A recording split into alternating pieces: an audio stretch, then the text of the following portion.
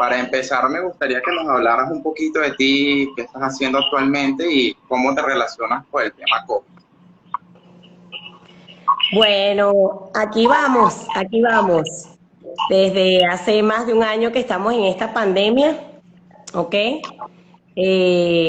Empecé a leer un poquito acerca de este nuevo coronavirus que pues nos azotó desde incluso los primeros casos que se empezaron a dar en China en el año 2019, ¿no? En noviembre. Ya lo vemos así como lejos, pero llevamos más de un año en esta situación. Y bueno, actualmente tuve que retomar mi ámbito en la parte privada, ¿ok?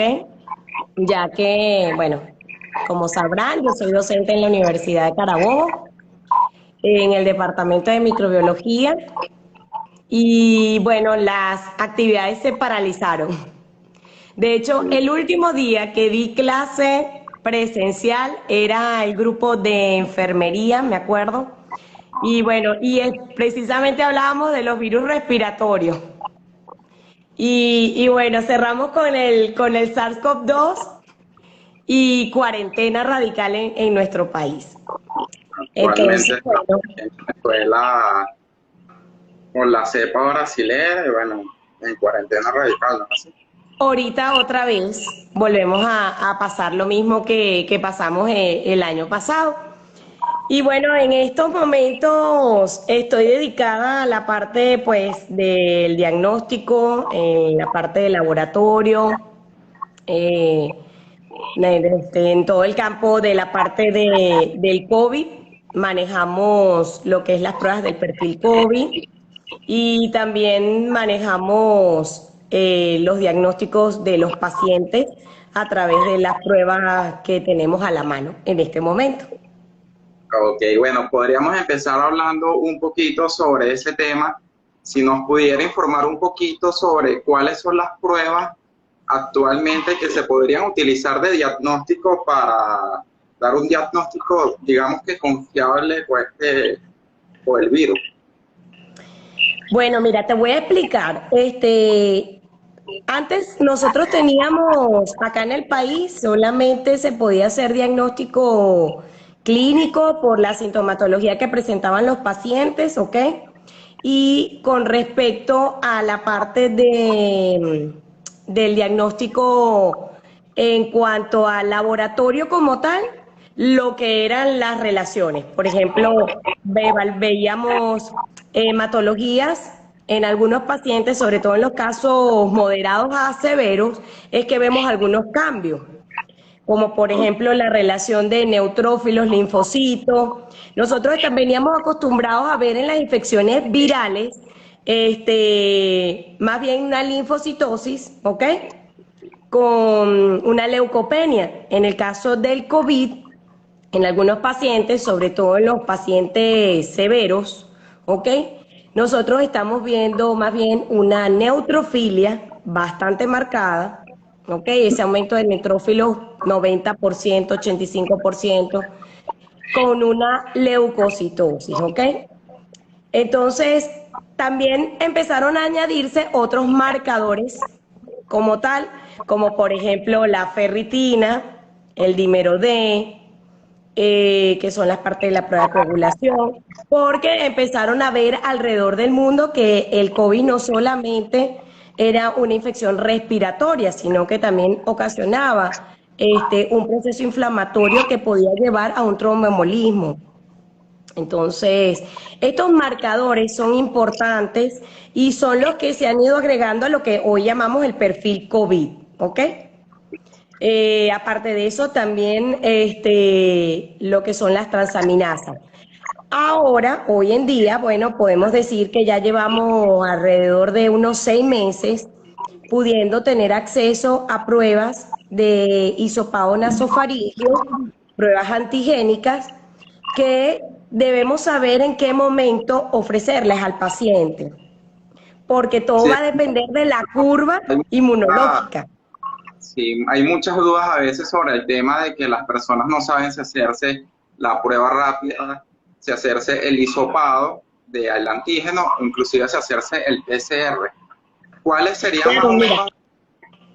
la PCR viene siendo la prueba ideal, ¿ok? El Este, estándar? que de hecho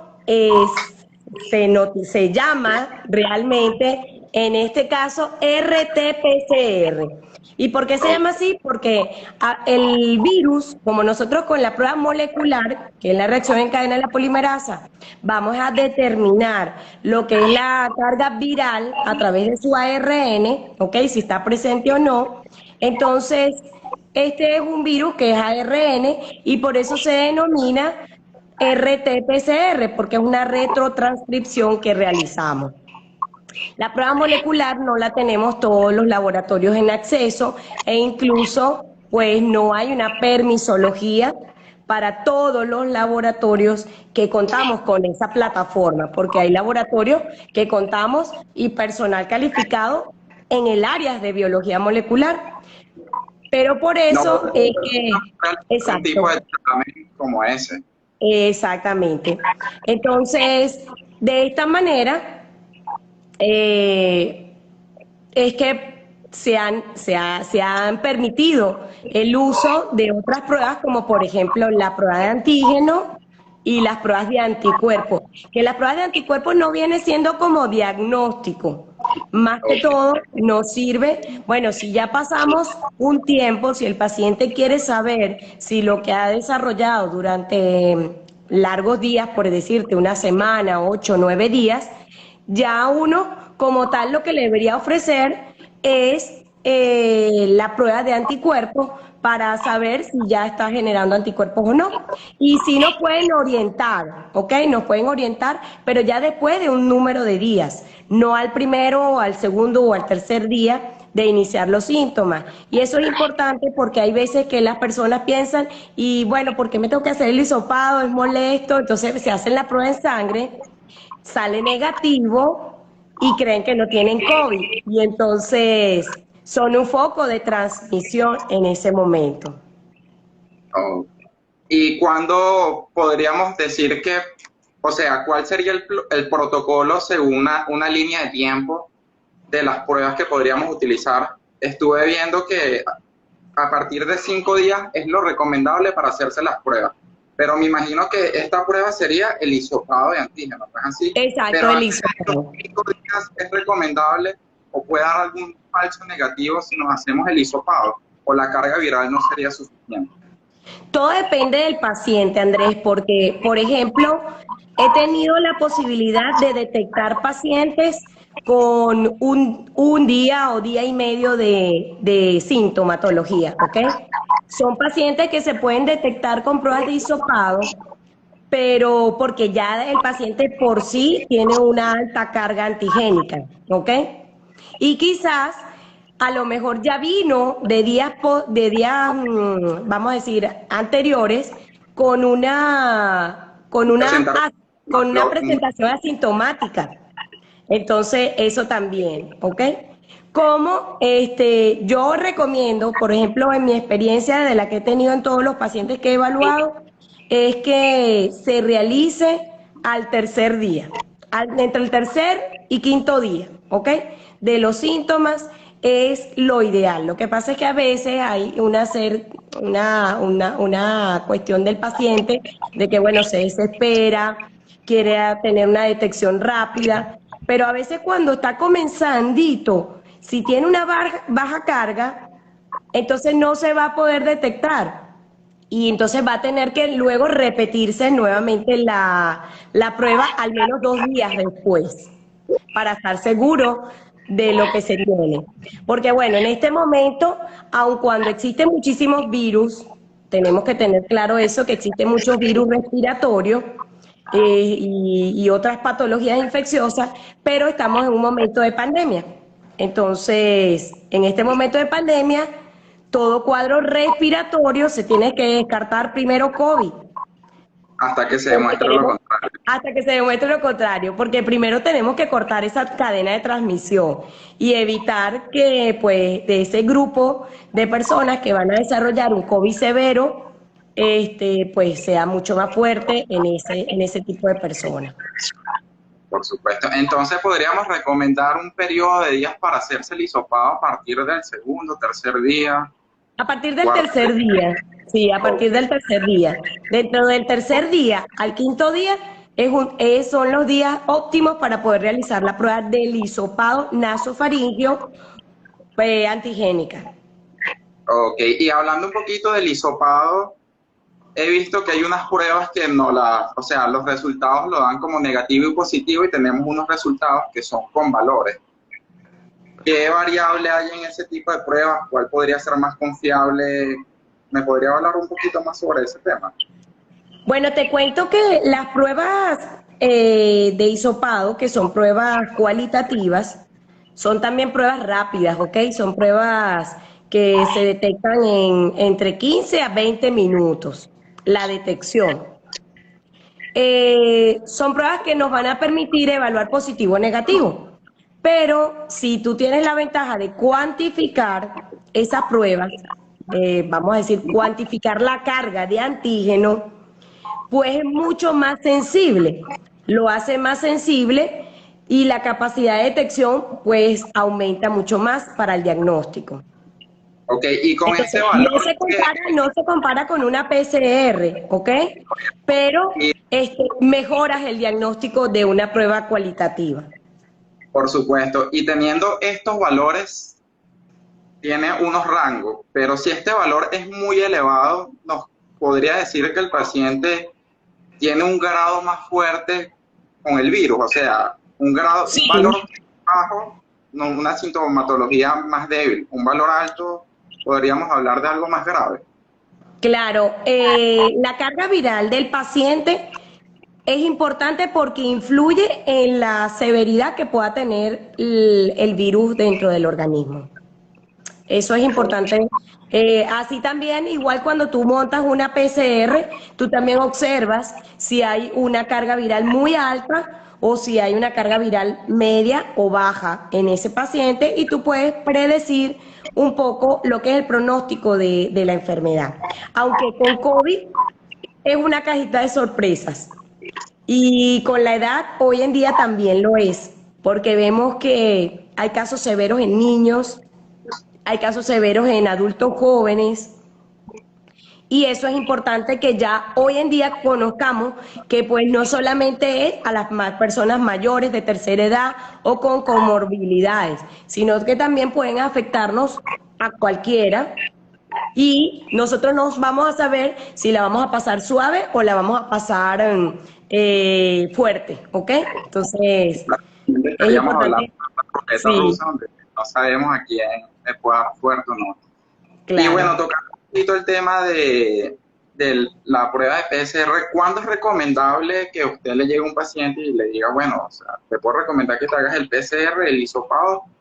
Porque ya sabemos que la prueba rápida la podemos realizar después de un tiempo que sabemos que el paciente tuvo el COVID para descartar algún tipo de cosas, pero teniendo ambas pruebas a la mano, obviamente sabemos que tienen costos diferentes, pero ¿cuál recomendaría usted? O sea, ¿en qué momento recomendaría usted hacer un PCR como tal?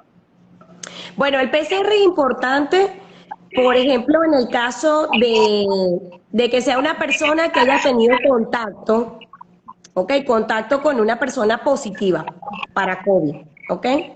Entonces tenemos que, si por ejemplo yo tuve en un grupo de personas, me reuní y de ese grupo de personas salió algunas personas positivas, yo debo esperar igual un tiempo porque existe un tiempo de incubación, ciertamente, pero en ese periodo asintomático yo pudiera detectar mucho más fácil los asintomáticos con una PCR que con una prueba antigénica.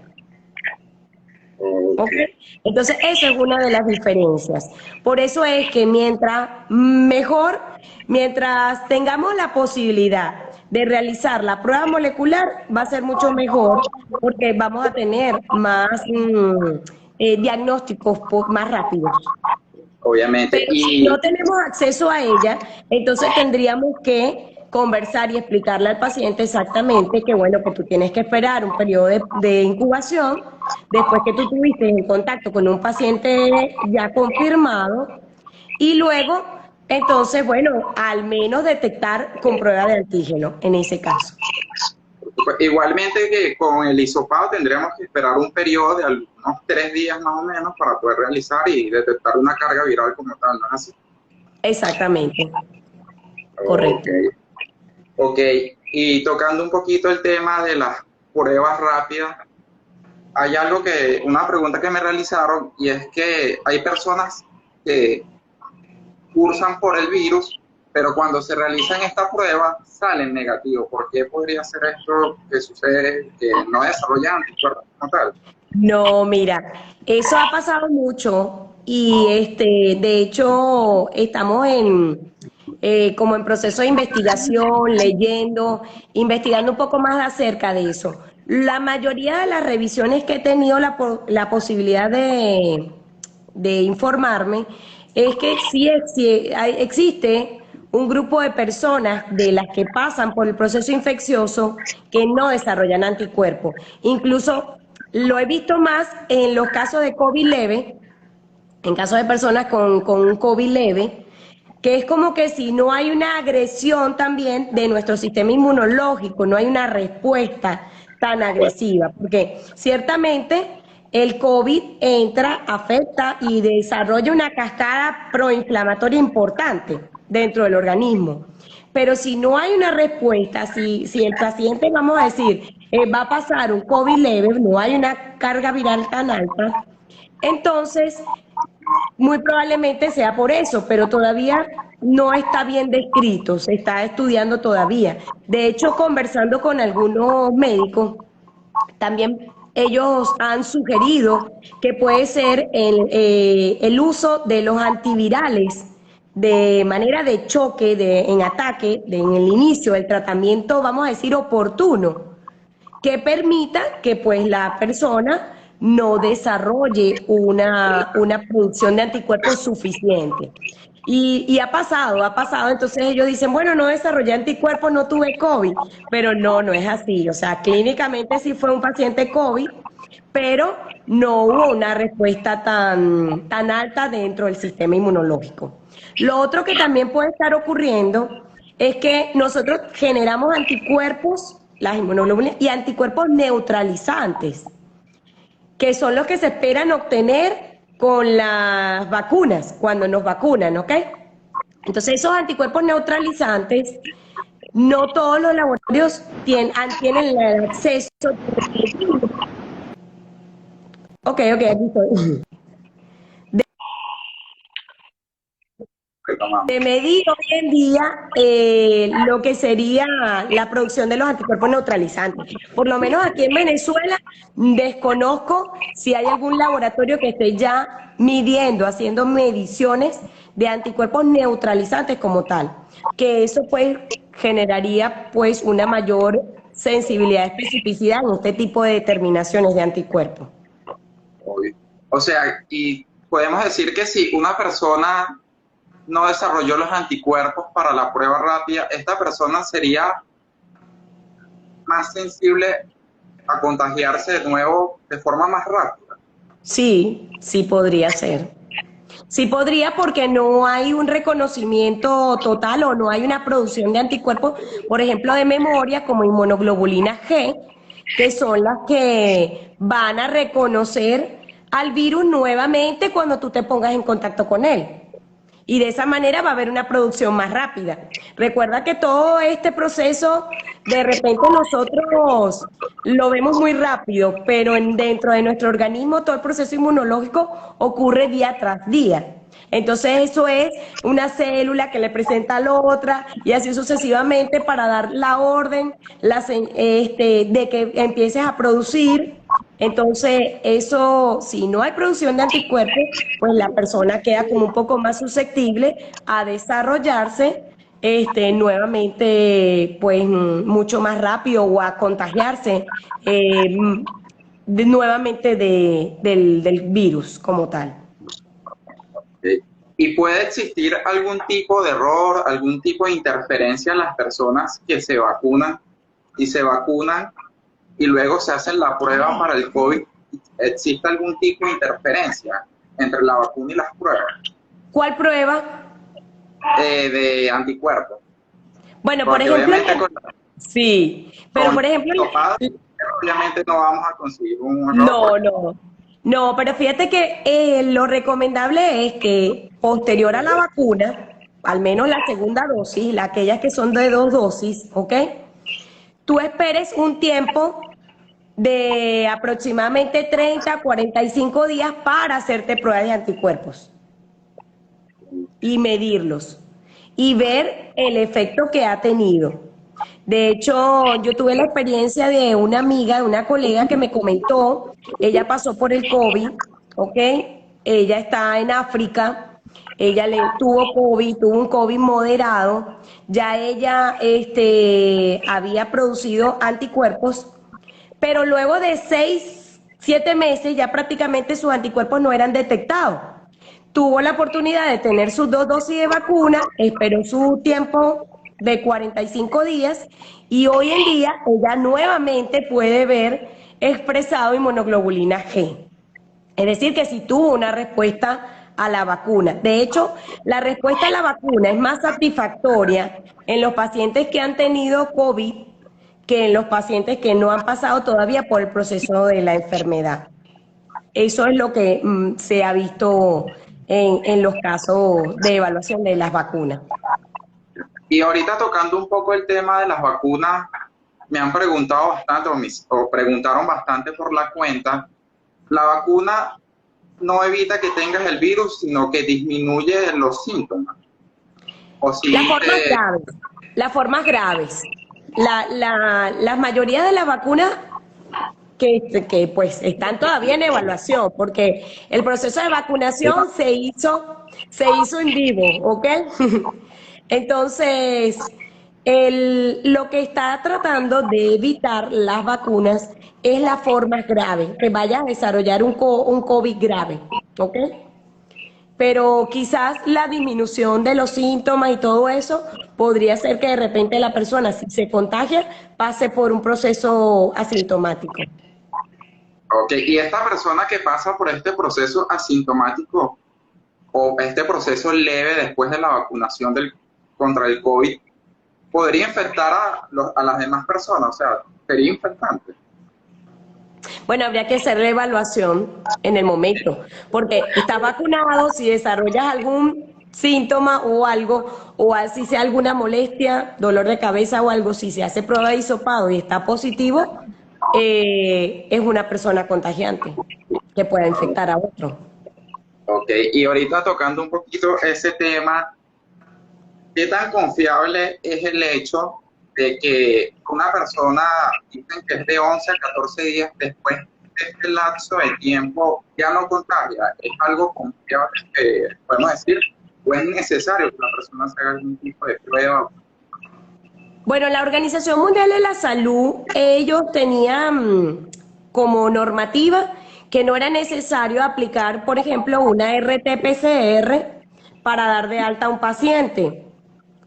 Pero en vista de los casos que estamos viendo hoy en día y la agresividad de la variante brasilera, ¿ok? La P1 y P2, entonces sí es importante, de hecho algunos médicos lo tienen como normativa, que después de un lapso de 14 días que pasen su proceso de cuarentena, están enviando a los pacientes, o están solicitando, mejor dicho, a los pacientes, hisopados nasofaringeos y pruebas de anticuerpos. De esta manera podemos ver. A mí me pasaron 2 casos característicos que fue cuando yo dije, se me rompió el librito que tenía de la curva de que hasta el 7º día tú detectabas antígeno. Resulta que mandaron un paciente que tenía 13 días de haber sido diagnosticado, tenía su tratamiento, todo, ¿ok? Ya el paciente, vamos a decir, estaba ya en proceso de recuperación, todavía con algunos síntomas muy leves, y yo creo que por eso es que hay que poner atención, porque si es un paciente que todavía tiene 14 días y presenta todavía algún sintomatología, entonces hay que hacer prueba de hisopado. Se le hizo en este caso al paciente y salió positivo. bastante más leve, pero salió positivo. Si tú estás detectando todavía antígeno, es porque el paciente todavía es un foco de contagio. Entonces, eso es importante, aunque tenga anticuerpos, ¿ok? Entonces, yo lo que estimo es que Hacer los dos exámenes, tanto hisopado como prueba de anticuerpos. hisopado, sí, hisopado y anticuerpos. Entonces, es importante, es recomendable que se realice los pacientes, sobre todo aquellos que tuvieron una sintomatología importante, para saber si ya ellos tienen un hisopado antigénico negativo, pues entonces, aunque tengan anticuerpos, si ellos están negativos, vamos bien, vamos a decir que ya están recuperados. ¿Ok? O en esa fase de recuperación como tal, pero ya dejan de ser un foco de contagio. De hecho, hoy en día no, los reposos por COVID aumentaron a 21 días. Hoy en día la mayoría de los médicos solicitan aislamiento por 21 días, dan Ok, esa ya semana adicional de días a 21 días para evitar que, o garantizar realmente que ya el paciente está recuperado 100% o al menos en un 95%. y esto podría tener algún tipo de relación con la variante, por ejemplo, aquí en Venezuela, con las nuevas variantes que tenemos como la brasilera, que hay un cambio Sí, significativo. sí tiene un cambio significativo porque el tema de la variante brasilera es que hemos visto que es más contagiosa, eh, da los casos que ameritan un tratamiento rápido, oportuno, porque las manifestaciones clínicas han variado un poco, no, ya antes, por ejemplo, tú veías que un paciente tenía pérdida de olfato y gusto y ya lo diagnosticabas como COVID, sin ni siquiera hacerle una prueba. Hoy en día no, hoy en día el paciente es un paciente que te puede estar, vamos a decir, asintomático, normal, pero tienes una placa patológica o tienes unos laboratorios alterados. Entonces, un paciente que a los pocos días tú tienes que estar manteniéndolo en observación para ver qué síntomas puede estar desarrollando este paciente adicional y vemos que es más agresivo en el comportamiento, sobre todo en las edades más jóvenes. Ya no los vemos en los casos tan extremos, sino que también lo vemos afectando, como lo dije anteriormente, niños o adultos, sobre todo en la etapa de entre 20 a 45 años, se ven casos bastante severos, ¿ok? De COVID. Y Ahorita, en son este momento, con esta... más que el virus se desarrolle un poquito más rápido, ¿no es así? Con esta cepa que está. Sí, es que el virus va a buscar evolucionar y subsistir ante todo. Entonces, ellos están, los virus son así, son esas partículas que necesitan de una alimentación. En el caso del SARS-CoV-2, todavía su letalidad no es tanta como, por ejemplo, el MERS, ¿ok? El MERS, que también es un coronavirus, que la letalidad llegaba a 40-50%. El SARS-CoV-2 todavía, dependiendo de la población, tiene una letalidad baja, pero el detalle es que es altamente contagioso y muy fácil también la transmisión. Por eso es que a veces uno dice, bueno, pero me coloco tapaboca, pero no es solamente el uso del tapaboca, es también cómo te retiras el tapaboca, es el lavado de las manos, es el uso de que también pueden ser transmitidos a través de la mucosa. En el caso tuyo, por ejemplo, tienes una ventaja, te colocas tus lentes. Pero en el caso de personas, por ejemplo, cuando vamos a hacer una toma de muestra, Alguien nosotros, claro, cuidarnos con doble tapaboca, usar tu face shield. Y bueno, y lo más triste de todo este cuento es el distanciamiento social. Porque, por ejemplo, nosotros, los venezolanos, que somos tan amigables, tan bochincheros y todo eso, pues bueno, nos ha tocado reflexionar y repensar y saber que ahorita tenemos que mantenernos cuidándonos. Ok, sí, por supuesto. Es que últimamente los casos han subido demasiado que, bueno, nos llevaron esta cuarentena nuevamente. Una pregunta que me habían hecho antes de que se me olvide es que ¿cuáles pruebas recomiendan o que si hay una variación entre países, qué pruebas recomiendan para poder viajar a otro país? O sea, ¿cuáles serían como tal? Bueno, mira, la mayoría de los países solicitan la RT-PCR, ¿ok? La RT-PCR. Y sin embargo, hay otros países eso ha variado, ¿ok? Hay países que pues hoy en día también pueden solicitar la prueba antigénica o la prueba antigénica o las diferentes variaciones de metodología molecular que podamos tener al alcance. Porque no solamente tenemos RT-PCR, como lo dijeron por allí en una pregunta, que sí, en realidad se monta es una PCR en tiempo real, ¿ok? Cuantitativa. También tenemos acceso a lo que es la tecnología LAM, que es unas pruebas moleculares que son rápidas, pero aquí en Venezuela pues no ha llegado. Eso lo he visto en otros países como Ecuador, Argentina, que pues están trabajando con ese tipo de metodología y eso también son pruebas útiles o que pueden solicitar algunos países para viajar. Pero la prueba en realidad que se debe realizar es por hisopado nasofaríngeo. Bien sea por cualquiera de las tres metodologías, ya sería consultar a lo que sería el ministerio de cada país o las mismas aerolíneas te tienen que indicar. Y otra cosa que he visto, y menos mal que tocaste ese tema, Andrés, es que hay muchos laboratorios que ofrecen la prueba de hisopado antigénico como de viaje. Y no todos los países la aceptan. Entonces, hay personas que llegan con su prueba de antígeno y van Y para lo Argentina y van para atrás.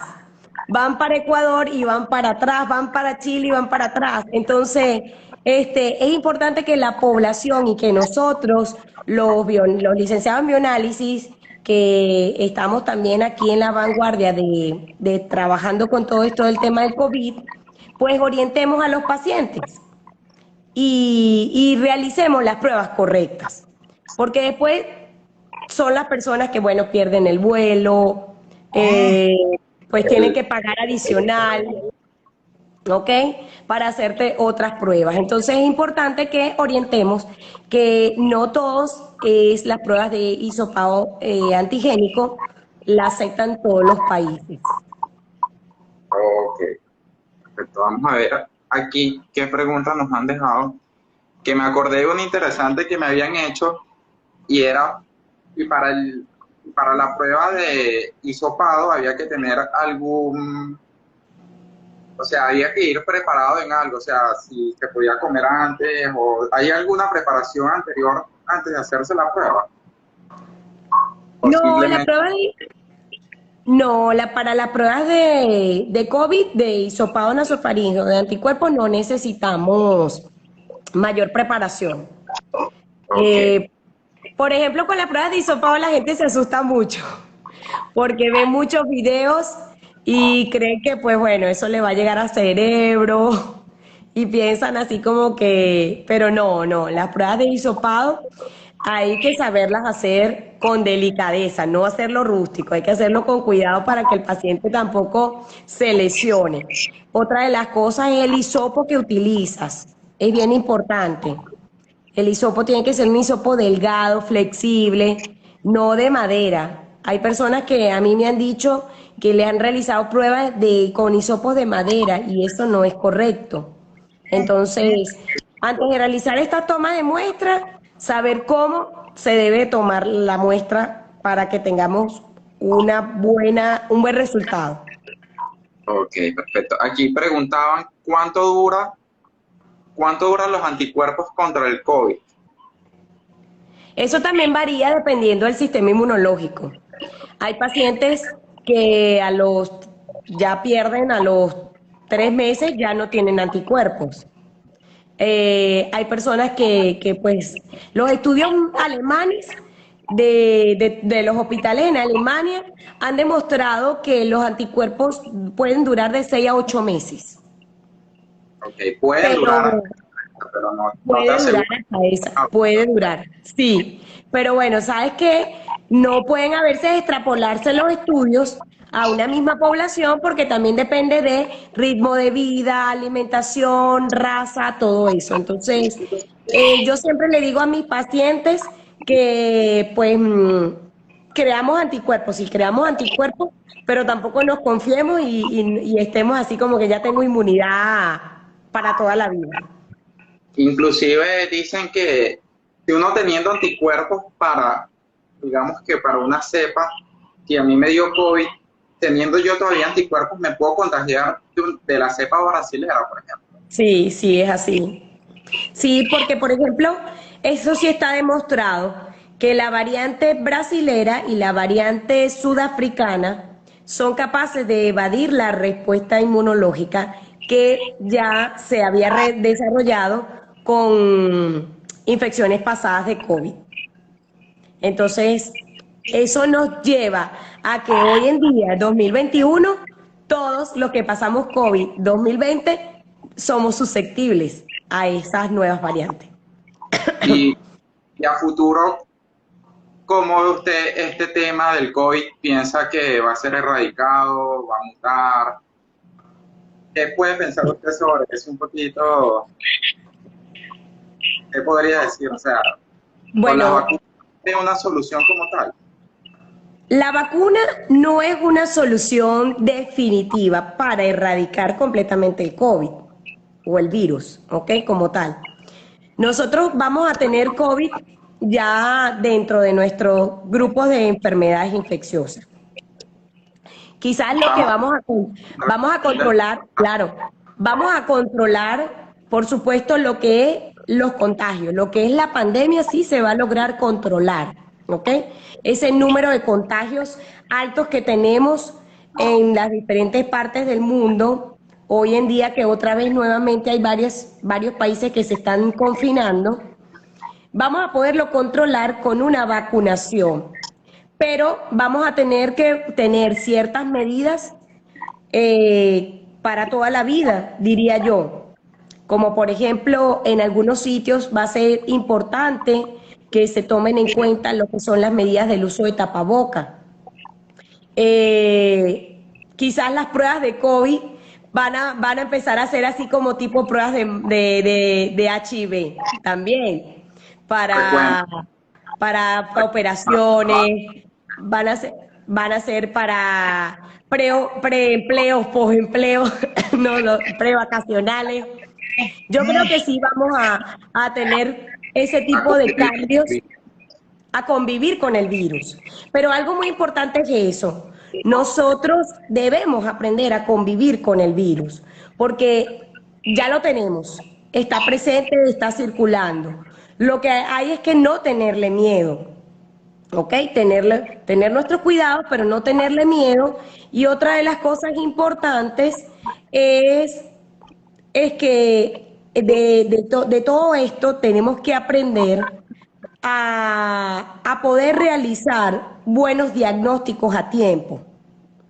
Y que en ese momento que se realicen los diagnósticos y alguien alce la voz y diga, está pasando algo, de prestar atención para poder empezar a tomar las medidas correctas y poder controlar de cierta modo lo que se está diseminando.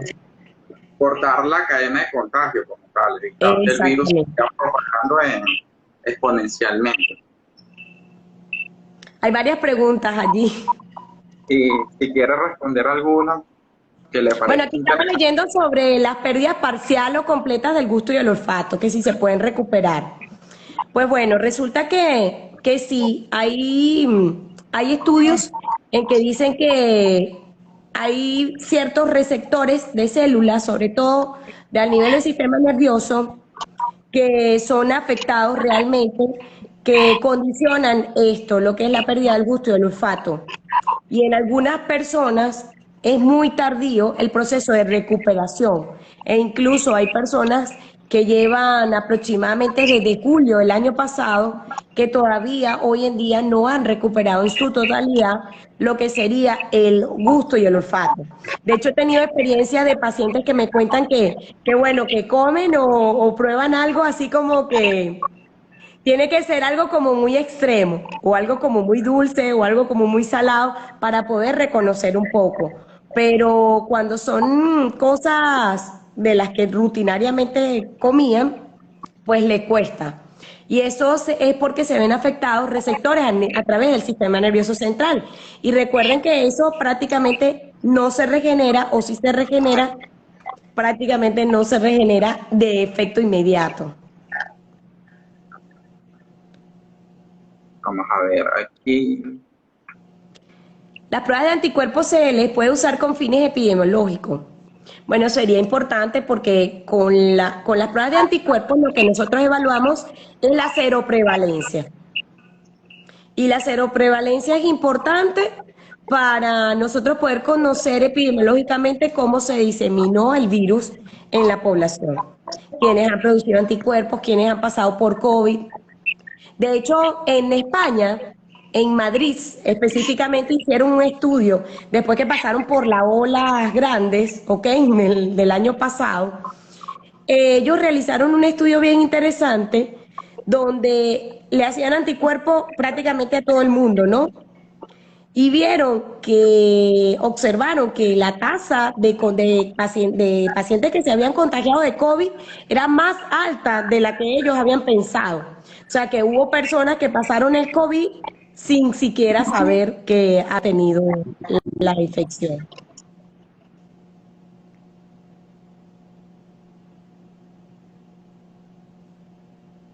Ya estoy aquí buscando, hay muchas preguntas. ¿Cómo Wow, han sí. sido los tiempos de coagulación en los últimos casos? Creo que usted comentó un poquito sobre eso, ¿no? ¿Sobre qué? Disculpa. Sobre las pruebas de coagulación. Ajá, lo que son las pruebas de la coagulación es importante. El perfil COVID. Okay. Mínimo, Podríamos, mínimo, mínimo debería tener hematología completa o hemograma, como le llaman en algunos países. Debería tener lo que sería la pantalla de coagulación o las pruebas de coagulación, PT y PTT, lo que es el dímero D. En el caso de los niños se le agrega fibrinógeno. también he visto que hay una confusión que a veces ponen PCR, que es ahorita no se me viene el nombre, pero lo La proteína confunden C con la reactiva. molecular. Sí, bueno, a mí me llegan a veces órdenes como hematología, PCR COVID. Y yo, bueno, PCR COVID, ¿a qué se refieren? Se refieren a la PCR. Yo me voy a la parte molecular, que es lo que Obvio. manejo, ¿no? De la Exacto, yo me voy a la parte molecular. Pero entonces cuando a veces pregunto, no, es la cuantificada. Y yo, no, ya va. Entonces esta es proteína C reactiva. molecular. Entonces, eso es importante aclararlo y Y de repente que lo especifique. parte del perfil COVID también. ¿Perdón? También forma parte del perfil COVID. Y la proteína C reactiva forma parte del perfil COVID porque recuerda que es un marcador proinflamatorio, nos permite también evaluar si, por ejemplo, la proteína C reactiva en pacientes COVID severos a veces se aumenta muchísimo.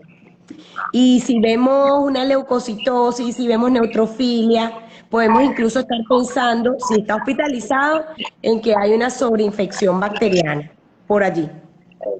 Hay ¿Ok? una infección que está afectando en conjunto. Coinfección, una coinfección del virus con bacterias. Entonces, allí también habría que agregar de repente marcadores. Los marcadores de procalcitonina, por ejemplo, hay pacientes que son en edades extremas, o pacientes hospitalizados, es útil ese marcador como tal. Los tiempos de coagulación en estos últimos casos, pues he lo notado, dímero en pacientes asintomáticos, dímeros elevados.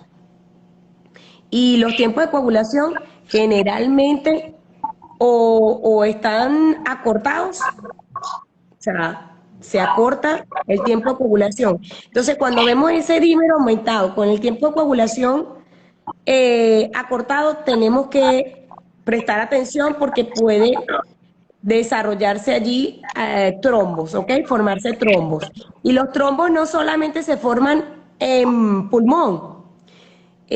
Tuve un caso que tuvo la complicación en riñón y ya se vio evidente cuando ese paciente estaba orinando sangre, ¿ok? Y todo empezó por una infección en la orina y todo, pero fue complicación post-COVID. COVID. Aquí preguntan, tengo un paciente que sigue dando PCR detectable después de 20 días. Pero es PCR positivo. PCR, me imagino que es PCR, perdón, molecular, ¿no? Me debe estar hablando de... Ok, Especifican PCR detectable. ok, fíjate tú, ¿qué pasa con el PCR? El PCR puede estar detectable incluso hasta 60 días después o hasta 90 días en algunos pacientes, la prueba molecular.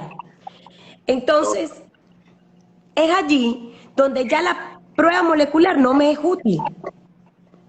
Ya no me es útil, porque aun cuando yo estoy detectando carga viral de ARN, ¿ok?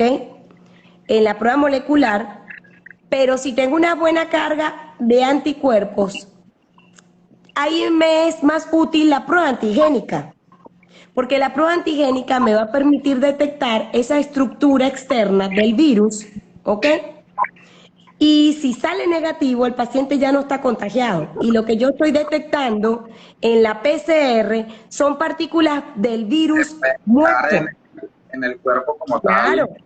porque tenemos que recordar que la PCR es muy sensible y tú no diferencias las bacterias, por ejemplo, en este caso, pues, igual pasa en bacterias. Por eso es que no se utiliza para evaluación de tratamiento. Al menos de que se tenga, para evaluación de tratamiento, hay algunos casos especiales que se evalúa la PCR.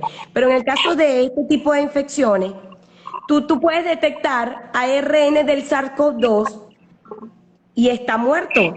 No es Remanente, contagioso. quedaron, Exacto. En cambio, si tú detectas por prueba de antígeno que estás detectando la nucleoproteína, que es una parte externa, entonces ahí sí tú puedes decir que está contagiando al paciente porque está el virus, estás vivo como detectando partículas del virus en la parte externa, exacto. Sí, espero que me entiendan, ¿no? Lo que quiero decir. Entonces, una PCR por eso no se recomienda para evaluar, porque he tenido pacientes que hasta 60 días la PCR puede salir positiva y tú tienes una carga de inmunoglobulina G elevada y ya es un paciente que no tiene síntomas ni nada, entonces es un paciente que no está contagioso. pasando. Aquí preguntan, saludos desde Perú, antes de recibir la vacuna, ¿es necesario hacerse la prueba de COVID? Ya que he escuchado que existen complicaciones si recibes la vacuna y estás incubando el virus en personas mayores. Sí, sí es bueno realizarlo porque los casos pueden ser complicados, como lo dijo el compañero. Eh, es importante que si se van a vacunar y hay una posibilidad de realizar la prueba para saber que está libre de COVID, ¿ok? Porque entonces te vacuna y hay como una reacción. Después tuve un caso de una doctora precisamente que le colocaron la vacuna y ella estaba incubando el virus. Y luego desarrolló, de hecho tuvo complicaciones porque hasta dengue también le dio, o sea, fue algo bastante severo su cuadro. De hecho, hoy en día ya tiene más de 40 días, pero gracias a Dios ya está bastante recuperada. Pero sí es importante que previo, sobre todo en las personas mayores que se sospeche que han tenido contacto o algo, o si hay posibilidad de que quieran descarten que están libres de COVID para poder vacunarse. Ok. Y ahorita que nombró el tema de dengue, había escuchado un poquito sobre el tema de que podrían interferir podría haber una interferencia en los resultados si una persona tiene algún tipo de otro virus, por ejemplo dengue. O sea, no me viene ahorita el nombre a la mente, Reacciones cruzadas. Bueno, reacciones cruzadas con dengue no he visto, ¿ok? No he visto. Sí leí que hubo unos casos que se presentaron en Argentina, pero fíjate que sí hubo COVID. O sea, al principio pensaban que eran reacciones cruzadas, pero después cuando realizaron pruebas cuantitativas, pues allí se vio claramente que sí estaba presentando el paciente las dos infecciones al mismo tiempo. como la doctora que mencionó anteriormente. Exacto, sí, porque todo depende de las sensibilidades de las pruebas que utilicen. Recuerden que siempre pueden haber reacciones cruzadas por porciones que se parezcan a las inmunoglobulinas que hayan estado presentes.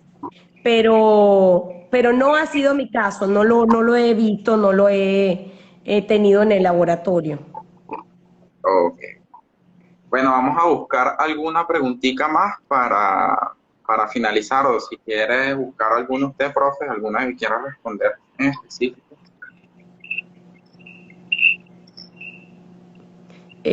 No sé qué casos se presentaron en Argentina.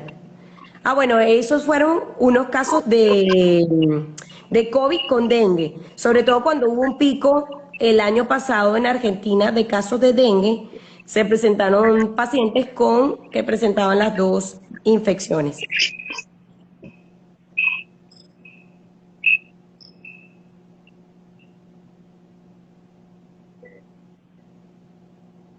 ¿Alguna otra pregunta antes de finalizar aquí?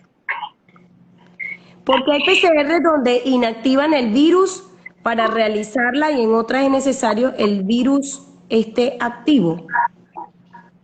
Bueno, eso yo no lo recomiendo. De hecho, la metodología de PCR con que siempre he trabajado, bien sea para COVID o para cualquier otro estudio, nosotros tenemos que realizar una extracción, ¿ok? De los ácidos nucleicos, bien sea de ADN o de ARN, tenemos que realizarla tomando la muestra e inactivando el virus, porque si no viene siendo una fuente de contagio bastante importante para nosotros. Ya de por sí, tomar la muestra ya es un aumento del nivel de contagio y por eso tenemos que tener los cuidados respectivos al momento de la toma de muestra. Entonces, para mí siempre es importante inactivar el virus, o sea, hay que neutralizar el virus porque tú lo que buscas es neutralizarlo, no deteriorarlo. Sobre todo en el caso del SARS-CoV-2 es importante las tomas de muestra y si las tomas de muestra, por ejemplo, se van a trasladar o se van a referir a un centro piloto, es importante que ese traslado se realice bajo las condiciones adecuadas, porque lo que podemos tener es que se degrade el virus porque es un virus ARN y los virus ARN son termolábiles. Entonces se degradan y en el transcurso del tiempo, cuando llega la muestra al sitio, no vamos a encontrar quizás ARN presente del virus si hay cargas muy bajas. Eso me pasaba con cargas virales, por ejemplo, para HIV, que es un virus también ARN. Entonces, cuando se trasladan ese tipo de muestras, tienen que trasladarse bajo condiciones de hielo seco, preferiblemente para conservar una temperatura de menos 20 o menos grados, ¿ok? Para conservarla. Entonces, cuando tú tomas la muestra, si utilizas los ViroCult o estos medios de transporte virales, allí es importante inactivar el virus. Yo no he realizado, no tenía experiencia de realizar PCRs con virus activos, ¿ok? De verdad que no, porque es un tema de alta contagiosidad que puedes tener en el laboratorio, en la manipulación. Bueno, profe, bueno, muchas gracias. Ya nos quedan unos minuticos, entonces, bueno, podemos ir finalizando un poco y, bueno, No, bueno, profe, muchísimas gracias, Andrés, a ti por la invitación aquí a tu cuenta, que veo que tienes bastantes seguidores apoyándote día a día todo lo que publicas por aquí por Microbiología al Día. Muy orgullosa de ti, de que sigas informando, es importante. Mi consejo para todos es que todos los licenciados en bioanálisis o los colegas que trabajamos en esta área, bioquímicos, microbiólogos, todos debemos informar y mantenernos en conocimiento constante leyendo. Yo, mi misión desde que empezó todo este tema, yo me acuerdo en enero del 2020 que yo decía en el laboratorio, hay un nuevo virus, hay un nuevo virus. Y resulta que, bueno, este nuevo virus nos carga de cabeza a nosotros. Hay una página que siempre invito a mis estudiantes y a aquellos pues que me están escuchando por esta ventanita que me permitiste. Yo sigo a la Sociedad Internacional de Enfermedades Infecciosas, ¿ok? Ellos tienen la cuenta de ProMedMail, que es a través de tu correo electrónico, donde te permiten mantenerte informado de todo lo que pasa. Entonces, muchas de las cosas que yo publico, leo, investigo, vamos a decir en tiempo récord o de primera mano, la tomo de la experiencia de lo que ellos publican. Publican información de Latinoamérica, del mundo, y nos mantenemos actualizados y esa información uno la digiere y la puede compartir, porque aparte de eso allí colocan los papers de donde salen los estudios y es importante eso, sobre todo en estos tiempos que tenemos, vamos a decir, la tecnología a la mano, debemos utilizarla de la mejor manera. Entonces los invito a suscribirse a ProMedMail. profe, Es déjame los usuarios para Ok, yo poder publicar las historias y así las personas puedan tener acceso a... claro, excelente, excelente. Es una Bueno, página gratuita, sin embargo, ellos a veces piden colaboración a aquellos que puedan hacer donaciones. Para mantener, por supuesto, la página activa, a las personas que trabajan en esa página, pero es muy, muy interesante, muy bueno que se pongan a leer y a investigar para mantenernos al día, como tu página. muchas gracias, profe. Entonces, bueno, muchas gracias a todas las personas que se conectaron. Vamos a buscar hacer que el en vivo lo subamos para que lo puedan ver nuevamente. Y bueno, posiblemente hagamos más videos en vivo. La profesora tiene mucho conocimiento sobre microbiología, no solo sobre el tema COVID. Así que, bueno, a futuro podríamos tocar algún otro tema que a la gente le llame la atención. Claro, estoy a la orden, de verdad. Bueno, muchísimas gracias. Feliz noche y cuídense mucho. Y bueno, aquí me mantendré yo también activa para publicarle cosas. Así que bueno, gracias Andrés, saludos. Gracias, hasta luego. Bueno, buenas noches. Feliz noche.